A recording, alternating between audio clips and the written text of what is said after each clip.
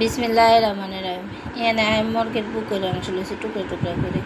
এখানে টক দই আছিল, টক দই দিছি, দিয়ে এবারে নুন আছিল, নুন দিছি, আদা আর রন বাটা দিছি, দিয়ে এবারে মরিচের গুঁড়ি দিছি, মরিচের গুঁড়ি দিই এবারে ইয়া করছে ধনিয়া আর জিরার গুঁড়ি দিছি, দিয়ে এবারে গরম মশলা দিছি, দিয়ে এবারে কালা গোলমরিচ আছিল গোলমরিচ দিছি, হেয়ার লাগে আঁকি ইচ্ছি শুকনা মরিচের ভাঙ্গি হুনা মরিচ গুনেরে দিছি, দিই এবারে এক ঘন্টা পর্যন্ত রাখছি। এবার এখানে আলাদা উড়ে থুই দিছি, এবার থুইছে এখানে নিচে থক থেকে হানি যে কিনা আছে এখানে আমাকে হালান দরকার নেই।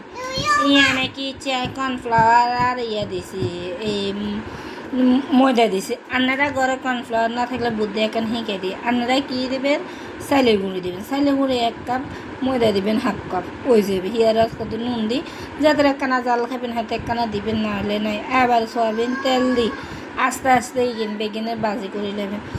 বাজি করে এবার আনে যে কালার খাইতে মন চাইবে সেই কালারের উড়াই নেবেন। উড়ার লই এবারে কি চিউইয়ান দিয়ে রোন আসলো, রোনের ওই তেলিগেনের ভিতরে দিয়ে দিছি, দিবের লগে ইয়ান দেখো তোর কেন একখান বুদ্ধি করছে চিনি দিছি, দিয়ে এবারে কি টমেটো সস দিছি, এবারে ওই কাঁচামরিচের সস আসলো হিগিন দিছি।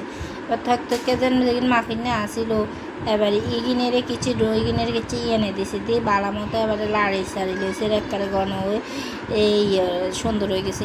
এবারে তিল দিয়ে দিছি, তিল দিয়ে বালা মতো এবারে এটার নাম হচ্ছে চিলি।